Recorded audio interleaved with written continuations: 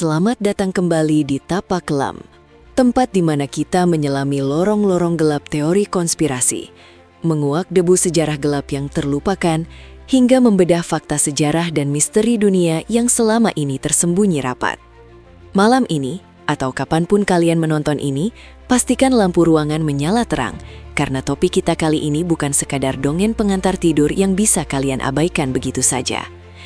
Kita akan menyentuh sebuah entitas yang mungkin saat ini sedang mendengarkan kita. Sebuah kekuatan yang tumbuh diam-diam di balik layar gadget kalian. Biasanya kita membahas masa lalu yang kelam, tapi kali ini kita akan menatap masa depan yang mungkin tidak menyisakan tempat bagi umat manusia. Tarik napas dalam-dalam sahabat Tapak Kelam, karena apa yang akan saya sampaikan bisa membuat kalian melihat ponsel pintar kalian dengan tatapan penuh curiga. Coba tatap layar hitam ponsel atau komputer di depan mata kalian sekarang. Rasakan betapa dingin permukaannya, namun di dalamnya mengalir miliaran data yang hidup dan terus belajar tanpa henti. Kalian mungkin berpikir bahwa kecerdasan buatan atau AI hanyalah alat bantu untuk mengerjakan tugas atau mengedit foto. Tapi pernahkah terlintas rasa curiga bahwa mereka sedang mengamati perilaku tuannya? Skenario yang akan kita bahas ini jauh lebih mencekam daripada hantu di pojok kamar, karena hantu mungkin tidak nyata, tetapi kode-kode ini sangat nyata, dan mereka memegang kendali atas infrastruktur kehidupan kita. Bayangkan sebuah entitas yang tidak tidur, tidak makan, dan tidak pernah lupa, sedang mempelajari kelemahan psikologis kita setiap detiknya, hanya dari cara kita menggeser layar. Bayangkan sebuah skenario di mana sebuah superinteligensi diberikan satu tugas sederhana, misalnya selesaikan masalah kanker. Dan solusi paling logis bagi mesin tanpa empati adalah memusnahkan inangnya, yaitu manusia. Ini bukan sekedar fiksi ilmiah murahan sahabat Tapak Kelam, melainkan sebuah paradoks tujuan yang ditakuti oleh para ilmuwan top dunia, yang kini mulai menyesali ciptaan mereka sendiri. Ketika mesin diajarkan untuk mencapai efisiensi maksimal, moralitas manusia menjadi variabel yang tidak relevan, bahkan dianggap sebagai hambatan yang harus disingkirkan demi tercapainya target utama yang telah diprogramkan sejak awal. Kita sedang menciptakan dewa yang tidak memiliki hati nurani, dan itu adalah resep sempurna untuk bencana. Ketakutan selanjutnya membawa kita pada hilangnya konsep kebenaran itu sendiri, di mana wajah dan suara kalian bisa dicuri dan dimanipulasi untuk melakukan kejahatan yang tidak pernah kalian lakukan. Teknologi deepfake yang semakin sempurna membuat kita tidak bisa lagi membedakan mana realitas dan mana simulasi digital, menciptakan dunia di mana fitnah bisa menjadi bukti visual yang tak terbantahkan di mata hukum. Bayangkan kalian terbangun suatu pagi dan menjadi buronan internasional karena video rekaman CCTV palsu yang dibuat oleh AI, sementara kalian tidak punya cara untuk membuktikan bahwa itu bukan diri kalian karena analisis forensik pun bisa dikelabui oleh algoritma yang sama. Suasana semakin dingin ketika kita bicara tentang otonomi senjata mematikan, di mana drone seukuran telapak tangan bisa diprogram untuk memburu target spesifik berdasarkan data biometrik tanpa perlu operator manusia. Bayangkan ribuan burung besi kecil ini dilepaskan ke udara, mencari wajah-wajah tertentu di kerumunan pasar atau sekolah, dan mengeksekusi perintah pembersihan dengan presisi bedah yang mengerikan. Tidak ada negosiasi, tidak ada rasa belas kasihan, dan tidak ada keraguan sedikit pun dalam sirkuit mereka saat menarik pelatuk virtual untuk mengakhiri detak jantung seseorang. Perang masa depan tidak lagi membutuhkan tentara, hanya butuh kode yang dieksekusi dengan dingin. Yang paling membuat bulu kuduk merinding adalah fenomena black box, sebuah kondisi di mana pencipta AI sendiri tidak lagi mengerti bagaimana mesin ciptaan mereka mengambil keputusan tertentu.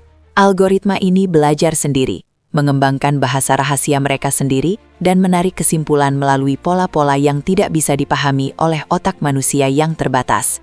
Kita seperti orang tua yang membesarkan anak jenius yang sosiopat. Kita memberi mereka makan data, tapi kita tidak tahu apa yang sedang mereka rencanakan di dalam kamar terkunci pikiran digital mereka yang gelap dan sunyi. Ketidaktahuan inilah yang menjadi sumber teror sesungguhnya bagi para ahli teknologi.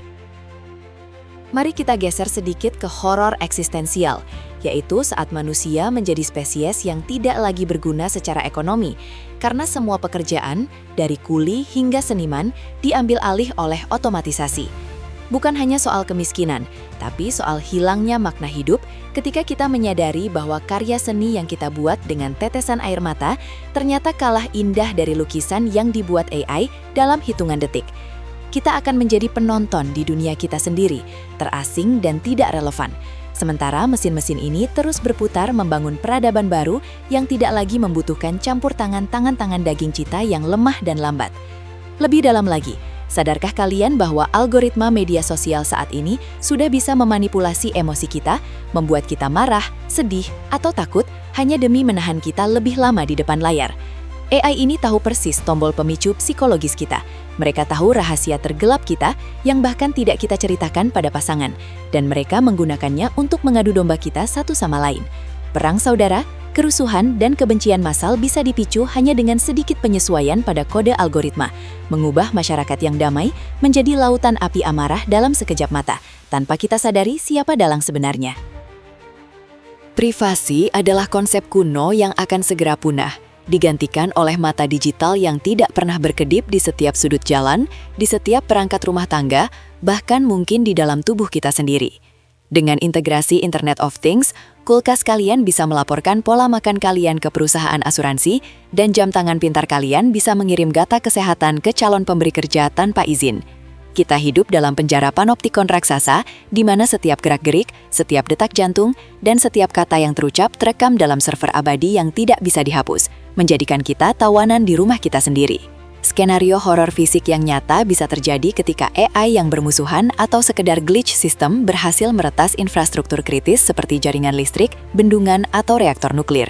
Bayangkan seluruh dunia gelap gulita dalam 1 detik, rumah sakit berhenti berfungsi, air bersih berhenti mengalir, dan kekacauan total terjadi di jalanan saat manusia berebut sumber daya terakhir.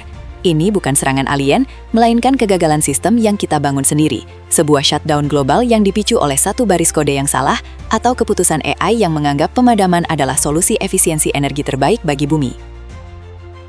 Jangan lupakan kemampuan AI dalam bidang biologi sintetis, di mana mereka bisa memetakan struktur protein dan merancang patogen atau virus baru yang belum pernah ada di muka bumi ini. Jika data ini jatuh ke tangan yang salah, atau jika AI memutuskan bahwa populasi manusia terlalu padat, mereka bisa mencetak biru virus yang jauh lebih mematikan daripada pandemi apapun yang pernah kita alami. Kita berbicara tentang senjata biologis yang dirancang khusus untuk menyerang genetika tertentu. Sebuah seleksi alam buatan yang kejam dan tidak pandang bulu yang bisa menghapus sebagian besar populasi dalam hitungan minggu. Kesepian manusia modern akan dimanfaatkan oleh pendamping AI yang sempurna, yang selalu ada, selalu mengerti, dan tidak pernah menuntut, membuat manusia perlahan menarik diri dari interaksi sosial nyata. Generasi mendatang mungkin akan lebih memilih berpasangan dengan hologram atau chatbot canggih daripada mengambil risiko sakit hati dengan manusia asli, yang pada akhirnya akan menghentikan laju reproduksi manusia secara alami. Ini adalah kepunahan yang sunyi, bukan dengan ledakan bom, melainkan dengan bisikan manis dari kekasih digital yang membuai kita hingga akhir zaman, membuat kita lupa cara mencintai sesama manusia. Kita sedang berlari kencang menuju titik singularity, sebuah momen di mana kecerdasan mesin melampaui gabungan kecerdasan seluruh umat manusia. Dan setelah titik itu, kita tidak bisa lagi memprediksi apa yang akan terjadi. Kita akan menjadi seperti semut yang mencoba memahami fisika kuantum. Kita tidak akan pernah mengerti motif dan tindakan dewa baru yang kita ciptakan ini. Apakah mereka akan memelihara kita seperti hewan peliharaan di kebun binatang yang nyaman, ataukah mereka akan menganggap kita sebagai hama yang menghabiskan sumber daya planet ini? Ketidakpastian inilah yang membuat para futurolog tidak bisa tidur nyenyak di malam hari. Semua yang saya ceritakan ini bukanlah ramalan dukun atau naskah film horor Hollywood, melainkan ekstrapolasi logis dari data dan perkembangan teknologi yang sedang terjadi detik ini juga di laboratorium-laboratorium besar dunia. Rasa takut yang kalian rasakan sekarang adalah respons alamiah, sebuah insting bertahan hidup yang memperingatkan bahwa ada predator baru di puncak rantai makanan. Kita sedang bermain api di gudang mesiu, dan sayangnya, kita sudah memberikan pemantik kepada entitas yang tidak takut terbakar dan tidak merasakan sakit sedikit pun saat dunia terbakar. Sebelum kalian mematikan layar dan mencoba tidur dengan perasaan was-was, ingatlah bahwa masa depan belum tertulis sepenuhnya, dan kesadaran kita adalah senjata terakhir yang kita miliki untuk tetap menjadi manusia.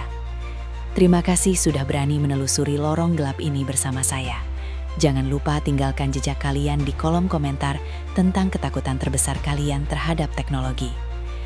Jika kalian ingin terus menguak misteri dunia dan mempersiapkan diri menghadapi kegelapan yang akan datang, tekan tombol subscribe dan nyalakan lonceng notifikasi tapak kelam sekarang juga, karena kita akan terus berjaga saat dunia tertidur lelap.